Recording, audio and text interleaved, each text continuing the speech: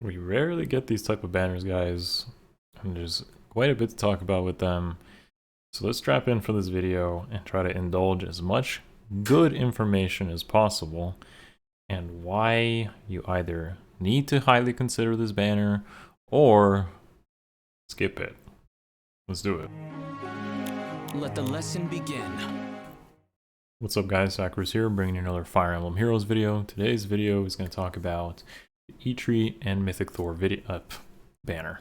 Right, so this banner is obviously quite appealing to many people, as we'll actually see by the end of this video, where I cover the community's kind of impressions, thoughts, and decisions that, when it comes to summoning here. Actually, I'm pretty sure that many of you probably already summoned or didn't consider like waiting at least until book 6 stuff. I would urge you to make sure that you, when it comes to banners like this that do actually last quite a while and big things are coming, that you give yourself that time to at least wait to see what sort of news comes. This is very important. The game has been out over 4 years, and at this point there should be no reason why you don't just wait to see some banner or news overlap. We're on the cusp of book 6, so if you've already summoned on this banner, that could hurt you if book 6 brings something that could potentially change the game.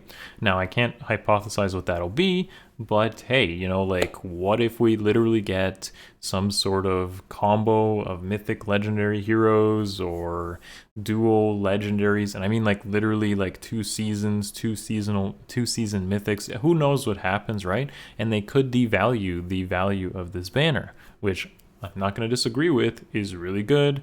Very strong potential here for many people who could potentially go like green, especially green, but also stuff like red and colorless is not terrible here. So either way, I would urge everyone to just kind of hold out if you haven't already summoned here. If you have, then you really should slow down for the future banners. It's good to wait. Anyways, guys, I'm going to go into the analysis of Thorr and Eitri for this banner, as I do, on what I think of them and their potential builds and how to use in case they could be. They're definitely important characters, both of them. Eitri is a new ceiling for Fire Legendary scoring. She's not awful by any means. Thorr is definitely a solid Astra mythic hero, if you ask me, mostly coming down to the fact that her C skill is really nice. And if you didn't watch the impressions video, then I urge you to go watch that. I think it was 2 days from today. So yeah, just go watch that. There'll be a link for it. Anyways, guys, smash that like button and sub if you haven't already. It always helps the channel out quite a bit, and I'm just going to keep asking for it. So expect nothing less. Anyways, so we're going to start off by looking at Eitri, and of course, if you forgot their builds in the form of Eitri and Thorr, that's going to be right under me. So she is actually better than I thought she was. I thought that she would completely dump speed, kind of similar to what Thorr ends up doing, but having a 29 speed stat is not bad. It actually puts her in a solid place that she can avoid impact type effects using just a little bit of extra speed, and that doesn't matter whether it's enemy phase or player phase. Her B skill is really solid because range flyers in general don't have much access to good B skills. So, I mean, Trace is pretty much all they have, and she has Canto within turn 1 to 4. Now, as an arena unit, I don't feel that being locked into turn 1 to 4 is that good for Canto, because like turn 1 is, you're not really going to get Canto value there. And when it comes to arena, sometimes you definitely need more than 4 turns to close out a game due to just rally loops or kiting, and unfortunately that would be harder because of that restriction. However, she does have a lot of things going for her, a lot of stat swings between her weapon and the B skill, and some definite bulk there. That is nice. In terms of her fodder though, we do have Attack Res Solo 4 and Attack Res Rain, which honestly are not that interesting. She's definitely a unit you just want to keep around, maybe use for bonus season or in AR as well. And speaking of AR, that's what we're going to look at right now. So with that being said, let's see what we got. For Eitri, I feel 3 solid places to consider is Obviously Arena, she's a fire legendary and scores really well, but also AR offense, even at low-ish merges. And the reason I think she's going to be solid there is because with her speed stat, it actually ends up being fairly serviceable that you could speed stack it using stuff like Kestrel Stance, attack speed solo, maybe even attack speed rain if you really want to optimize there. And you're going to cut through impact effects and kill stuff. Now, you can even run like a close reversal or close counter type of build in AR, and that might work too. However, I feel like combining her with near save is not bad, just so you can get a little bit more stats and a guard effect out of her A skill. The B skill is really solid. It does work in melee range as well, unlike something like Ice Mirror, which is only restricted to range units. She does have some solid flexibility, and I do think she's actually quite bulky once you consider Mythic Blessings.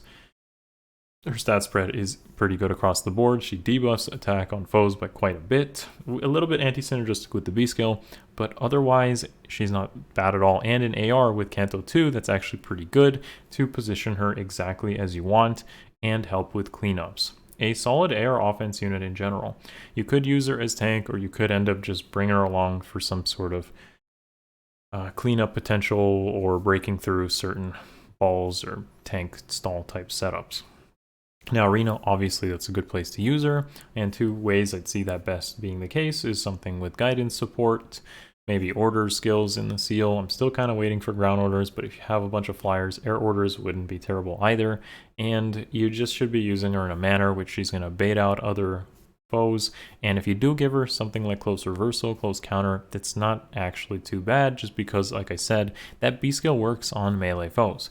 Keep in mind with her weapon, it is a solo condition, so solo skills work best, and there is a lot of flexibility in how you end up using Eitri. All in all, Eitri is not a bad option to add some merges here or there. Go for like the +10 if you really want to go for a fire legendary. And this banner does lend well to that idea by having both Thor, Eitri, and Dogger all there in one color. Definitely very high value, and Eitri is a solid unit that is serviceable due to her speed stat. You can literally break through many null follow-up or worry fighter type effects or impact effects due to her speed being high enough that she's going to be able to push through it on both the enemy phase or player phase. Not bad at all. So anyways, back to our thing here. We're going to take a look at Thor as well. So with Thor, this is a far more interesting type of addition to the Astral lineup. I did not see it coming by any means, considering we already have Ashera and Regan as 6 slaughters, but her stat spread is very optimized, her weapon is really good, and her C skill is amazingly synergistic with a lot of strategies. All of them, in fact. Like, you can literally use that C skill combined with tank strats, or you can use it with Gale Force strats, and she's going to have a lot of potential. Plus, she contributes really well to those strategies by having a slaying weapon that buffs up prone attack and takes away the need for stuff like blade skills or breath skills, which is, again, a pretty solid place to be for a character. Her fodder isn't too much to write home about. Flow Guard could potentially be pretty good for AR defense. However, I feel like taking away the enemy phase portion of Guard does kind of suck. So, but you probably won't end up using Flow Guard anyways, and I don't think she's a good character to fodder. She's definitely better off using, if you ask me, even as a one-off where you get tons of value. So, when it comes to Thor here, we're going to actually mention a couple builds that I feel suit her best, and that is going to be the Wings of Mercy variant, a tanking type support type option, and a special support for Arena. All three of these will work really well. Now, you'll notice in the first build I have Fury 3 instead of attack defense push. You can opt to just keep attack defense push, but giving her a little bit extra speed is quite important, and that Swift Sparrow there is also intentional. She does have an auto double in her weapon, but her speed stat is actually a little bit too slow that she might end up not getting an auto double versus some Worry Fighter type characters, such as Fallen Edelgard or Cyros. So a little bit of extra speed does go a long way. Fury kind of helps with that, or even just using something like attack speed push 4 could probably work too instead of attack defense push. You don't really need the defense portion of the A skill, and just running Fury 3, Fury 4 works well. Blade Session maybe, and Swift Sparrow are all fine ideas. Her C skill works on both phases and essentially is like a breath, blade, everything, like just have special acceleration type effect, which is really good. So yeah, and it works for everyone. So in terms of Wings of Mercy Gale Force, she's going to synergize really well with the Regan, who potentially gets under 50%. It's going to synergize surprisingly well with someone like Altina, who otherwise had too many struggles in Gale Force teams, if you ask me. But she actually ends up being pretty good with Thor. And yeah, she's honestly solid. I can't deny that enough. Even as a one-off and taking the 6th slot, totally okay for many teams. She can act as even a Brave Lucina type of thing, which is showed in the second build here with tanking and support. Now, if you wanted to use her in that way, definitely something like Far Save support goes to help quite a bit. You could end up giving her distant counter, distant pressure, or even distant stance, but honestly, using near safe, far safe tanks does go like nicely with a lot of these to use the A skill optimally. I do like the idea of giving her a trace skill in the B skill because that will help quite a bit with mobility and placing her into a position to best use the C skill. So definitely something to consider and use really well. She doesn't necessarily need the summoner support, and the build is really flexible how you do it in the second build shown here. So go as you will to adjust how your team needs it. But a trace in the B skill will help a lot, as my experience has been so far. Finally, as an arena character, she isn't terrible there either, especially if you have access to trace, and she can easily go in and out on many type of matchups where she's just going in and with Gale Force and Trace potentially without needing a Blade Seal, you're just going to get a lot of value. So again, Thor is solid. One thing to really keep in mind is that Thor is popular enough, in my opinion, and good enough as a character that she could end up on Hero Rises if we have that again in February, and likely even sharing with someone like Ninjoran, which does mean that this isn't the last time we'll likely see Thor or get a lot of value out of her, and it's just something to consider for the future. Okay guys, and finally in the last part of this video, I do want to talk about what you guys think and have contributed. This is quite important actually. I'd say this is one of the most important part of the videos. Looking at my YouTube poll here, it seems that this banner for sure is going to tempt quite a few people. I've never seen a 20% on Yes My All Orbs, like almost 20%, and a lot of people are definitely seeing the value or wanting to commit to these characters, and I don't blame you because it is definitely pretty solid for many people, especially new players. But we are on the cusp of Book 6, and these are the ultimate bait banners before something big could potentially come, and you may regret spending orbs here. So because the banner lasts a while, I'm going to reiterate this, and you should be waiting before committing all your orbs. But all your orbs could be a good decision if Book 6 doesn't bring anything, or the reruns and goals in general don't meet your conditions. Don't just spend orbs for no reason just because it's value. Think about what you're doing long term. Very important to consider. Anyways, so in terms of some comments we have here from my Patreon and Discord, for those of you that do support the content, first comment here by EM Tedroni, who is actually a newer player, says, I only started playing end of March this year and did not manage to pick up any mythic merges so far, using only 2 Regans for Astra. The share in green is as good as it can get for me. I don't care too much for Eitri as a legendary, but I don't have merge legendaries either, so I would not mind picking her up. However, I will wait until we get the info for Book 6 before committing, but even if they introduce some new big changes, I don't see myself spending more than 175 orbs on the Book 6 banner, because again, the spark is true. So for a newer player who's wanting to make some progression in AR, this is a incredible banner, and I completely understand where Tedroni here is coming from and would agree completely with the decision. I'm also personally waiting to see what Book 6 brings and could end up committing myself, honestly for legendary Corrin more or less, but green is definitely appetizing as a second option. Emu brings us a comment as well, who says the banner lasts 2 weeks and we haven't started Book 6 yet, so of course Triandra and Freya from last year do stand to say, hey, what happened before Book 5 happened, which was, hey, the enhanced mythics in the form of Regan, of course. So waiting is a solid thing to do here, and definitely a good place to go for if you need light Astra mythic merges or a fire legendary.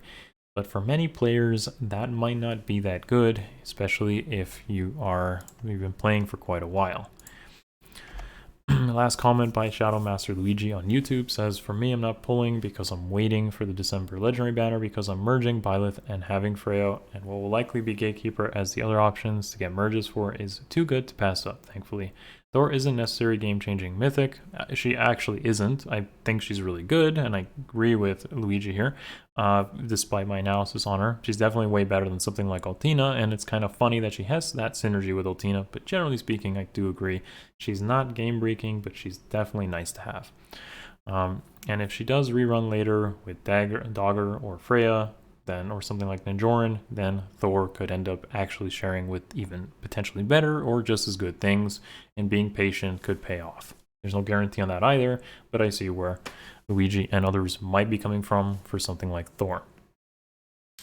Anyways, guys, so that pretty much covers the analysis on both these characters here, the kind of should you pull community thoughts and impressions on this banner. I'm sure many of you have already committed to this banner, and I am a little bit skeptical as to why you wouldn't wait, but I understand that, hey, it is new and shiny and toys are always fun to play with. But think about potentially what could come in book 6 and why you might not be happy with your decision then. As always, it is a gacha, a lot of gambling involved, and don't always assume you're going to get what you want. So yeah, that's going to be it for me in today's video. Thank you for watching as always. I will be covering new things as they come because book 6 is really almost here and there's going to be tons of content coming your way. Thank you guys for watching. Smash the like button, sub your Henry, and I will see you in the next one very soon. Love you all. Peace.